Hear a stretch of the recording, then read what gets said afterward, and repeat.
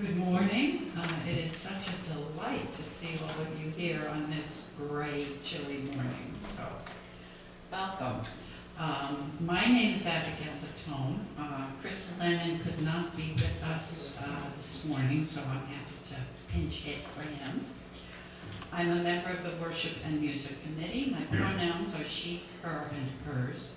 If you're a visitor or new to First Parish, we welcome you. Please reach out to one of the greeters if you have questions. The first part of our service is recorded. Following the benediction, the recording will end.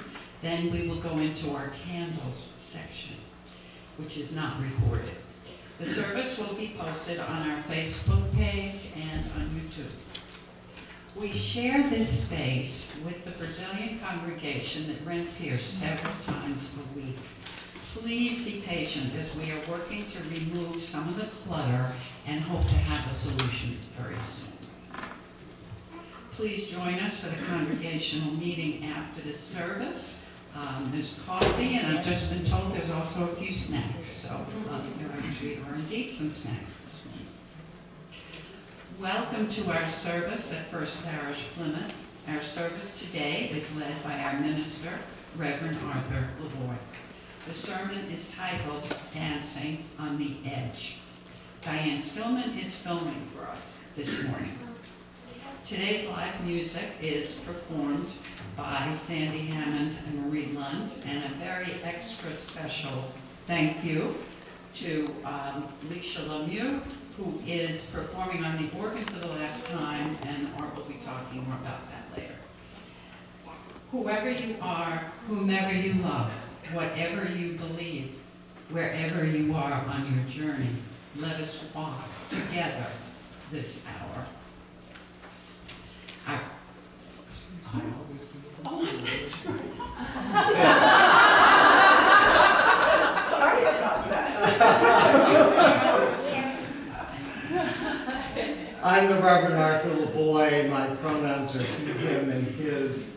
I want to do a special welcome this morning to any of you who are watching on Facebook, on YouTube, or on one of the local public access TV stations that will broadcast this service. We are delighted to have you with us this morning as part of our First Parish in Plymouth community.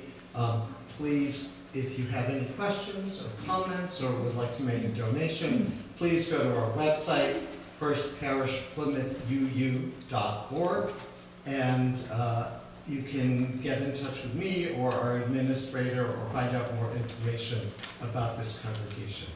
Thank you, and thank you all for being here.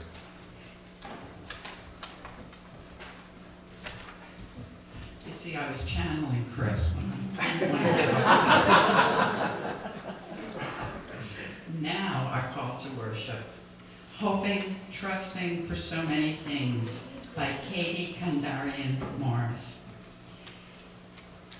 Here we have come into this sacred space, quieter now with our readiness, hushed voices, hoping, trusting for so many things, for connection, for communion, for inspiration, for information, for healing, for wholeness, for words, for music, for celebration and consolation.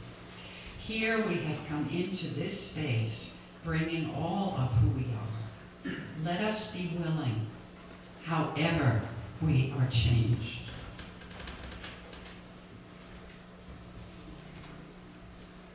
Our opening hymn is number 12 in the Gray Hymnal. We ask everyone to mask if you're going to sing, and Jan has some masks she will hand out if people would like a mask.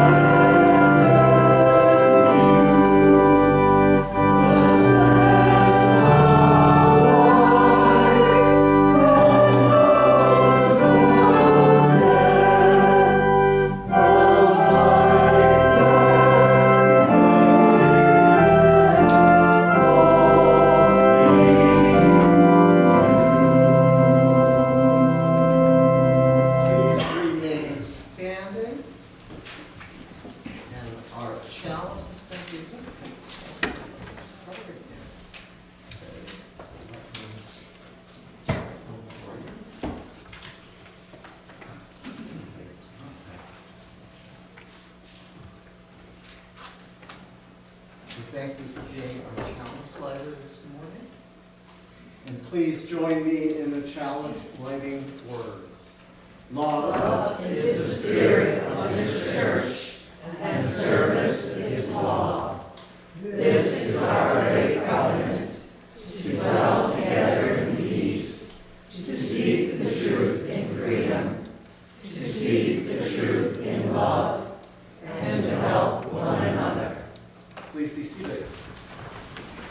So, I'm kind of pitching in for a little bit of a time for all ages this morning as we go into our ritual to welcome new members. And I want to just talk to everyone in the congregation about how we handle change and transformation. One of the ways that we do that is that we hold on to the things. When things in our life are changing, we remember the things that are most important. The connection that we have to each other in this community is one of the things that is vital for us to be able to deal with some change. And one of the ways that we build that connection is when we have new members join the congregation, which we will have a couple of people joining today and signing the book and becoming members. And so that helps us to handle some of the things that change in our lives when we hold on to the things that are really good and really important.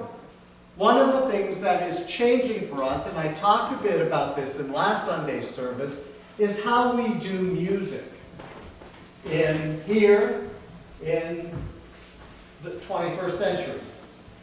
And we know that when the Mayflower Society restores the sanctuary in the building, they will get rid of the organ that's there. They don't need it. They want to restore the chancel area to the way it looked when the building was first built. And this is only the second time, and this is my 5th year here, and this is only the second time that we have used this instrument.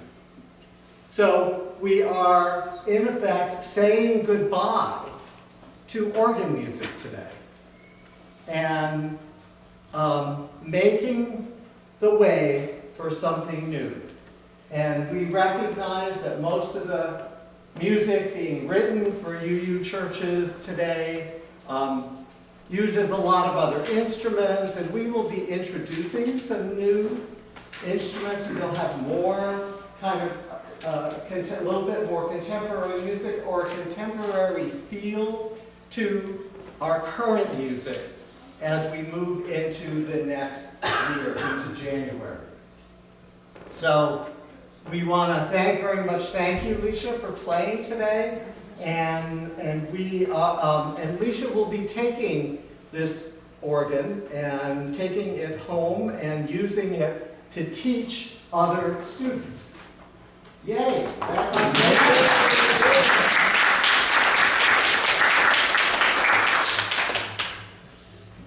And so, as I started to say earlier, one of the things that we do to make to recognize the things that center and ground us, that are important to us, is that we welcome new members to the church.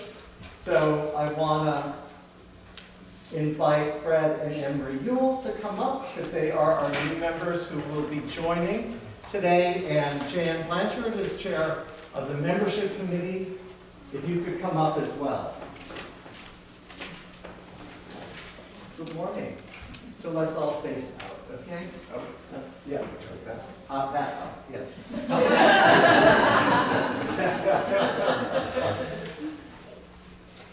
We gather this morning to welcome those who wish to make First Parish in Plymouth their spiritual home.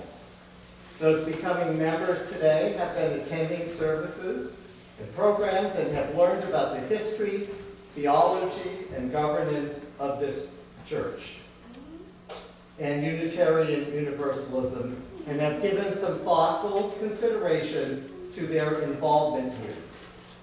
And I've already invited you to come forward. As you sign the book, you claim a proud heritage of religious and spiritual freedom. you commit not only to your own spiritual growth, but to affirm the spiritual growth of others who share this path. We are a church community that is bound by our covenant with each other rather than by any expectation of belief.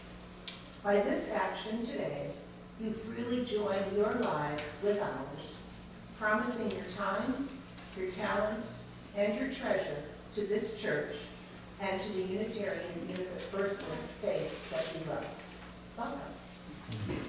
Could you sign the book that's right there in my hand right now? And we have some gifts for you.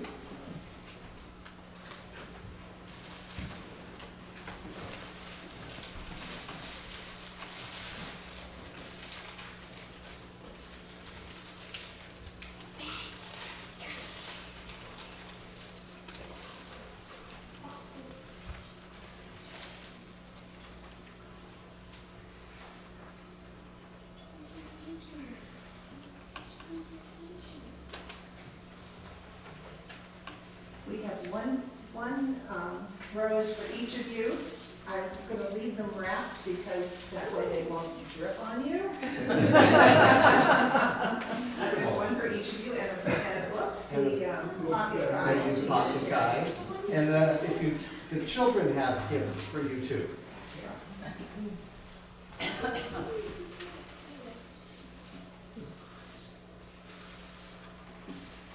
So the children have made chalices, so you can have a chalice at home.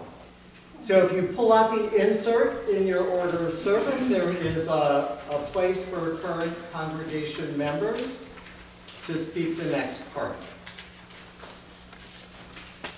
It is with joy that we welcome you and affirm your decision to join your spiritual journey with ours in this congregation.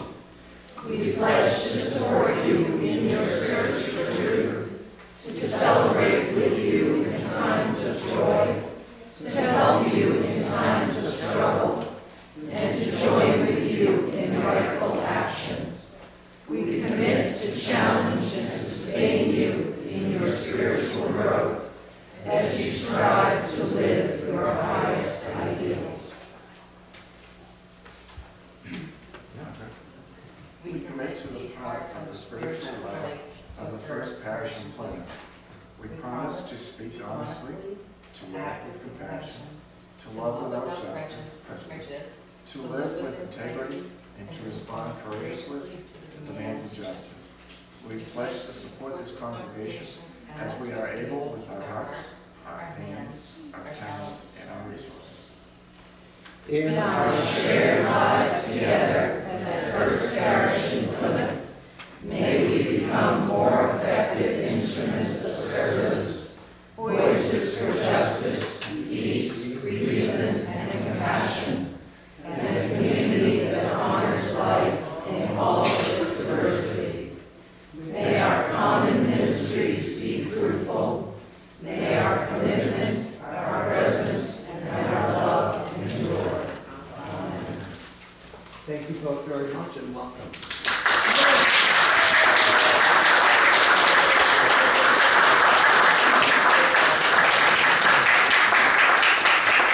And now we invite the children to go on their journey of learning and their own development.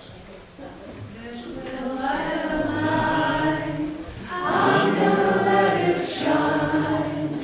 This little light of mine, I'm gonna let it shine.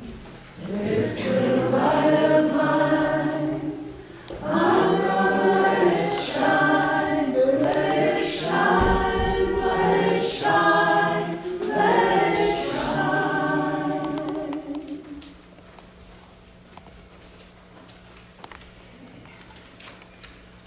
Our reading this morning is Holy is This Place by Maureen Killeron. Blessed is this ground on which we stand. Holy is this place. Holy are the places of memory, the places which have formed us, where we store the icons of success and shattered dreams, and gather threads and pieces of what we would become. Holy are the places of memory. Holy are the places of the dream, the places over the rainbow, where all children are wanted and all people are fed, where colors are the source of celebration, and youth and age come to the table as one. Holy are the places of the dream. Holy are the places of change and pain, the places of our struggle, where the rivers of our lives run wide and fast, and we hold on and grow. Holy are the places of change and pain. Holy are the places of connection, the places where we risk ourselves, where hands, touch souls, touch minds, and in awareness still we change our lives. Holy are the places of connection. Holy are the places of becoming. Holy are the places of becoming. Blessed is the ground on which we stand. Holy and whole-making is this place.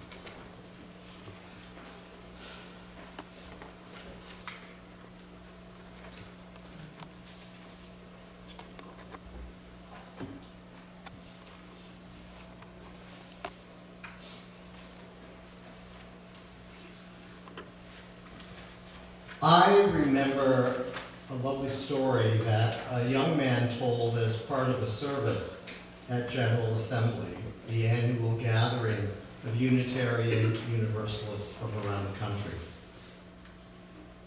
When arriving at a UU youth conference, he and a carload of other teens could see the ocean just a ways off. They ran toward the water, expecting there would be some kind of beach or easy access, and found themselves at the edge of a cliff.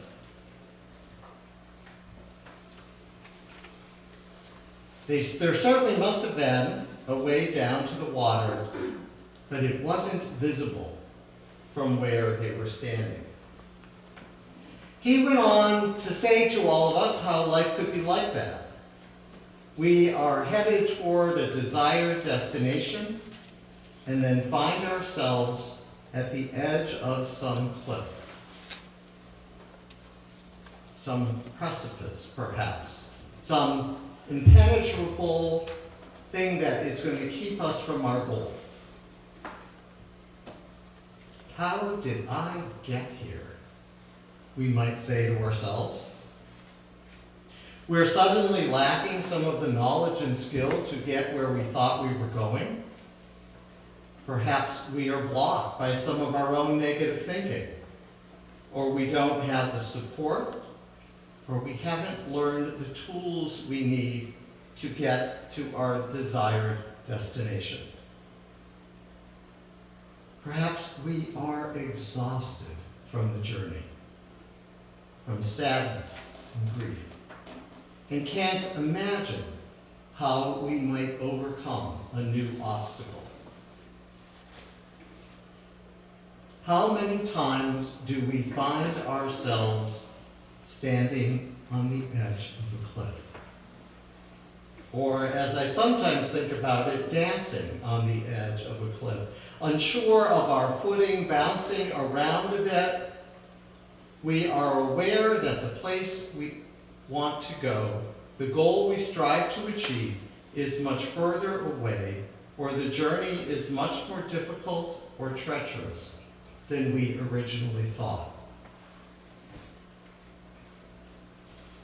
When we're stuck somewhere, it is time to rethink our goal, our strategies, and discern what is getting in our way. What are our assumptions and our norms, our self-doubts? What needs to change in our thinking or perception of ourselves or the goal itself for us to actually achieve that goal? Gordon Drop had a vision, literally. In 1985, he became the senior minister at Middle Collegiate Church on the Lower East Side of Manhattan. There are 3 collegiate churches in Manhattan, originally founded in 1629 by the Dutch settlers, the first Dutch settlers in that area.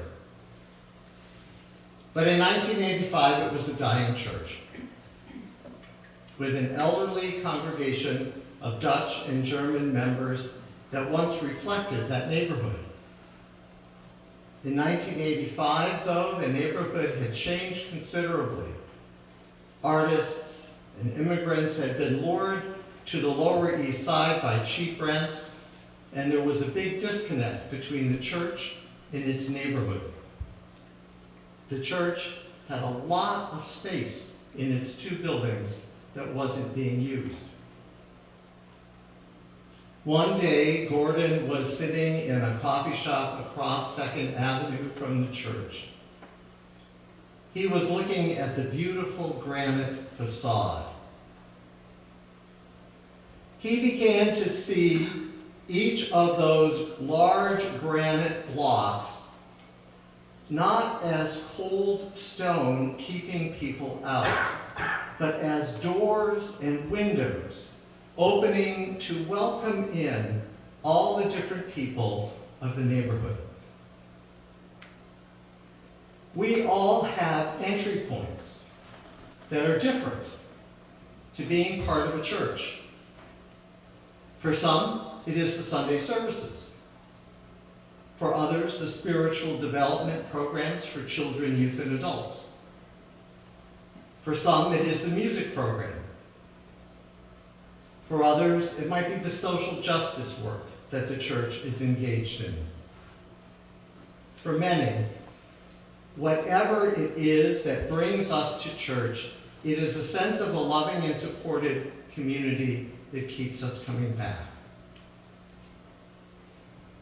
So Gordon and the lay leaders of Middle Collegiate Church looked around their neighborhood to determine what was most needed. They started a food pantry. They had lots of empty classroom space that they rented to local artists.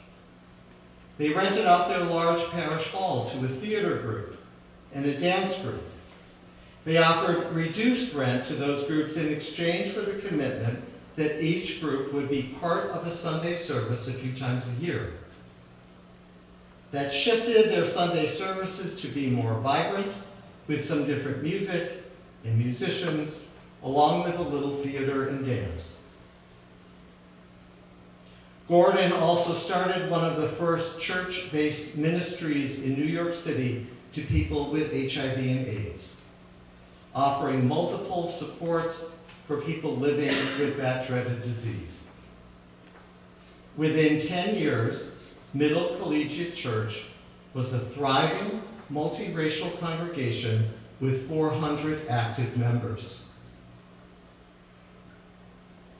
Today, Middle Church's senior minister is Jackie Lewis, a dynamic African-American woman whose writings and teachings are broadcast all over the world.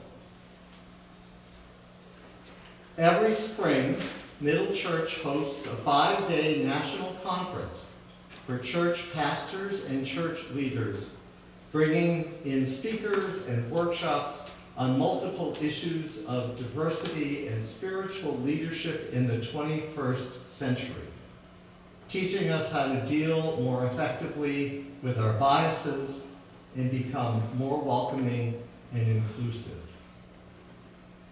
I've attended this conference twice while I was the minister in Dorchester, and I learned so much about ministry and about myself, things that will stay with me for the rest of my life. In fact, on both of the times that I've been there, almost half of the participants were from UU churches. It made me proud to think that we might be at the forefront of wanting to let go of our biases and our assumptions as we try to do church in a new way that will enliven and grow our congregations. Gordon Dropp's book, in which he describes what happened there, is titled "One Foot Planted in the Center and the Other Dangling Off the Edge." Another way of looking at our bit of a cliff walk that we are sometimes on. As I mentioned last week, in order to know what to do when we find ourselves on the edge of a cliff, facing something unknown and challenging, it's critically important to know what is the solid ground on which we stand. Where do we get our support? What grounds us in our vision and our work? One of the things that needs to change in order for us to grow and thrive in the 21st century is the norms that govern our thoughts and behavior. How do we define church? This church, what it is, what it does, and who belongs. I want to talk about one of the norms that we might need to change, that we do need to change in this church, but first I'll share a personal process of transformation in which I was challenged to change my norms and assumptions about women. For a number of years in the late 1970s and early 1980s, I belonged to Dignity, a grassroots organization for LGBTQ Catholics that had chapters all over the country. I had grown up in a fairly conservative family. I'd not thought much about gender justice and gender equality. I was fairly oblivious about women's issues. It was the women of that dignity group who challenged the men and taught us to become more aware and conscious of the role and oppression of women in our society. My assumptions, my norms had to change in order for me to embrace that. It was like blinders had been taken off my eyes and I was seeing things for the first time. Things that had always been there. I was, in a sense, standing on the edge of a cliff, and once my eyes were open, there was no going back. The murder of George Floyd and others, and the renewed racial justice movement that has recently emerged are other examples of the ways I personally have been moved and challenged to know more about the lives of those who are different and understand the forces of oppression that they face. What are some of the blinders that we wear? The things that we need to be more conscious about. Now, sometimes churches and other institutions, especially religious institutions, close in on themselves and see the mission of the church as only taking care of the current members. That had happened at Middle Church in New York before Gordon's arrival, and also happened at the Dorchester Church that I served. Many of the people there were caught up in their prejudices and became frightened by the diverse neighborhood that Dorchester was becoming at that time. Many of the people there were closed in on themselves and became very exclusive, to the point where people in the neighborhood thought that the church was actually closed. They didn't see any light there. In order for a church to thrive, it needs to be engaged with what is happening in the community and welcoming to different people and groups that are living there. The mission needs to not only be about caring for the current members, but seeing ourselves as having a responsibility to the neighborhood and the larger community. When the Pilgrims and Puritans first came here, they identified their constituency in two different ways. First, there was the church, which included all the members and their families, those who had signed the book and were responsible for the day-to-day operations. Then there was the parish, which included everyone that lived within the geographical boundaries of their community. As we know, even when the Mayflower Pilgrims first came over, they were not all part of the separatist religious community. Some identified with the Church of England and had signed on to this endeavor to start a new life and help those back in England who had financed the voyage make sure that this new colony made money for the financial backers. Today, in the 21st century, the boundaries of the parish are much larger, and we need to envision that whole idea of parish and church in a new way. There is a much larger pool of people that we serve or might serve if we thought beyond the boundaries of who are the members here. With recorded and hybrid services, there are many more people who might be interested in connecting with the church or benefit from some of the programs and services that we offer. And your social justice programs meet an array of needs and issues that go beyond the members of this community and even the larger community. In fact, there is a new member of the Social Action Committee who has no interest in coming to church, but is very interested in the issues being taken up by that committee.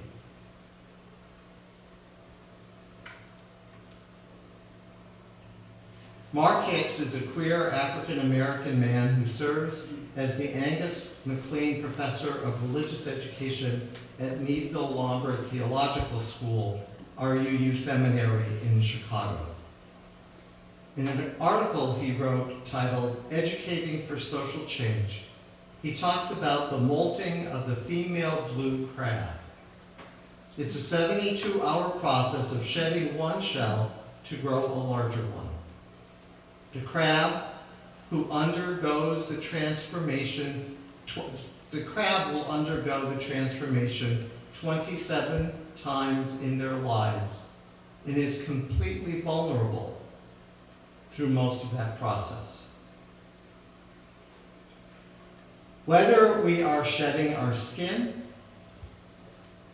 re-envisioning and reinventing ourselves, our families, or our communities, we have to remain vulnerable and nimble through the process so that we can grow a shell, a structure that is hard enough to keep us safe, yet open enough to encompass that all that we are and all that we want to become.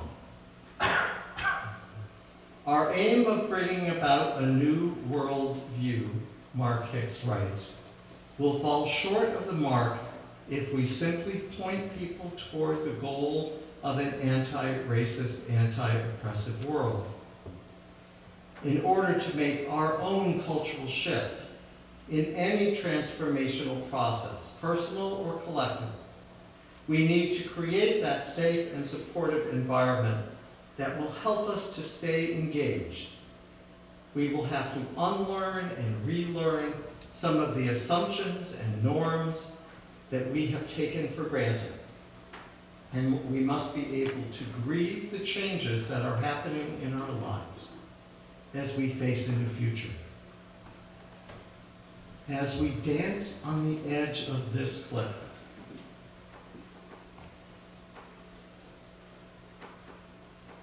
and Mark Hicks would call it dancing on the edge of what we know to be true, let our dance be one of joy, of acceptance and courage, sharing this dance into the future with each other. Amen and blessed be.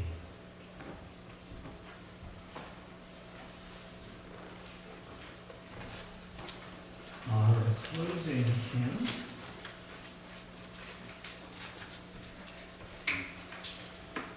is number 187. It sounds along the ages. Please wear a mask if you're going to sing. I think there are some, if anybody needs a mask. Are there more masks around? Jan has a couple of masks. If anyone needs one.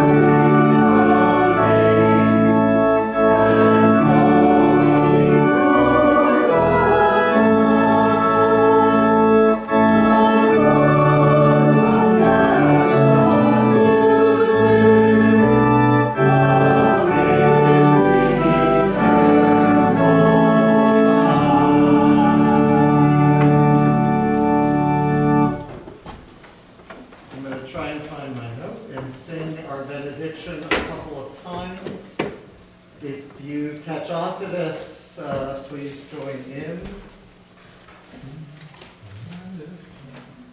I am open and I am willing, for to be hopeless would seem so strange. It would dishonor those who come before us. So lift me up in the light of change. I am open and I am willing, for to be hopeless would seem so strange. It would dishonor those who go before us. So lift me up in the light of change. Thank you. Please be seated. I think I'm okay. Great.